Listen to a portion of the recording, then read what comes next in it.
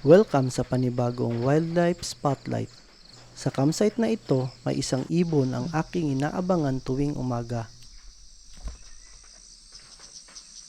Madalas itong nakikita nakadapo sa patay na sanga sa mga putol na punong kahoy sa paligid. Tulad ng dati, ito'y nagpakita at nakadapo sa patay na sanga.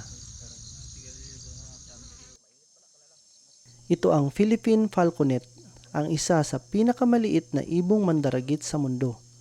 Sa kabila ng liit nito, ito ay bihasang mangangaso ng insekto, maliit na ibon at butiki. Ang Philippine falconet ay endemic sa Pilipinas. Ang compact na katawan nito, baluktot na tuka, at mabilis na paglipad ay ginagawa itong isang maliit ngunit kakilakilabot na raptor. Bakit ba ito kailangang protektahan?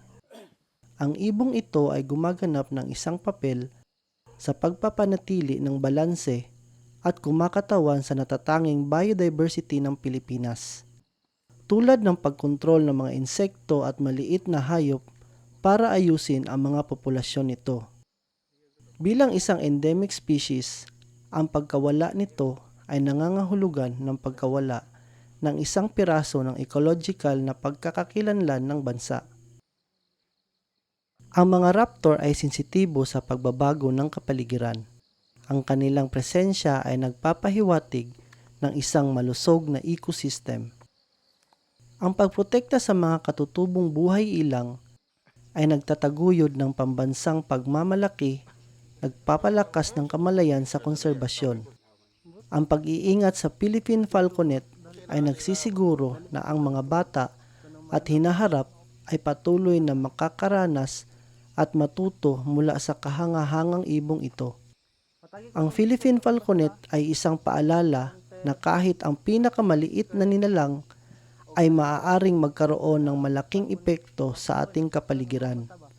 Ang pagprotekta sa maliit na raptor na ito ay nangangahulugan ng pagprotekta sa balanse ng kalikasan, pag-iingat sa natatanging biodiversity ng ating bansa at pagtiyak na masasaksihan pa rin ng mga susunod na henerasyon ang kagandahan nito. Tratuhin natin ito hindi lamang bilang isang ibon, ngunit bilang isang simbolo ng mayamang likas na pamana ng Pilipinas na dapat pangalagaan. Kung nasiyahan ka sa sulyap ng Wildlife Spotlight na ito, huwag kalimutang i-like, sundan, at ibahagi para sa higit pang wildlife encounter. Magkita-kita tayong muli sa susunod kong fieldwork adventure at wildlife encounter.